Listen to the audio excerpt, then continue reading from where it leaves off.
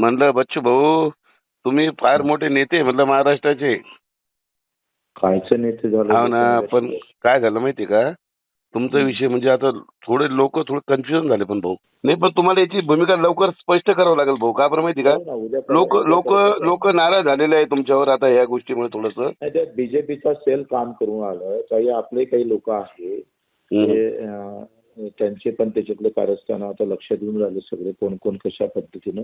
ते बघा, कर्जमाफी झाली तर तुमचा महाराष्ट्रात मान सन्मान राहणार आहे. नाही तर लोक तुम्ही बघा, म्हणजे तुमचं काम योग्य आहे तरी लोक म्हणतील तुम्हाला मॅनेज झाले, धमक्या दिल्या. मला माहित या विषय व्हायला नाही पाहिजे. म्हणून माझी तुम्हाला नम्र विनंती की 2 दिवसामध्ये तुम्ही हा जो आहे तुम्ही पत्रकार परिषद घ्या किंवा कसं होईल या गोष्टी मांडा. आणि आम्हाला माहित आहे आपण प्रामाणिक आहोत. जर सरकारनं नाही केलं तर एक तर बच्चू दुसऱ्याला नाही तुम्ही तुमच्या सारख्या लोकांची जरूरत आहे. काय आहे बघा, आज लोकांना जसं जरांगे पाटील मराठा समाजाचं नेतृत्व करतात, सर्व समाजाचं शेतकऱ्यांचं नेतृत्व तुम्ही सर्वांचं नेतृत्व करतात. त्या प्रकारे असं जे ज्याची त्याची कामाची पद्धत आहे. आणि मलाही वाटत नाही की तुमच्यासारख्या नेत्याला महाराष्ट्रामध्ये म्हणजे कोणी नाव नाही ठेवलं पाहिजे.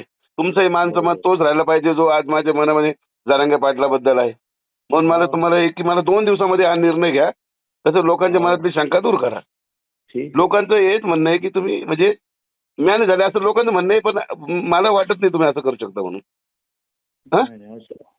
एवढी घाण एवढा जर घाण आम्ही विचारायचं असतो तर आतापर्यंत राजकारणात कुठच्या कुठे गेलो असतो राव.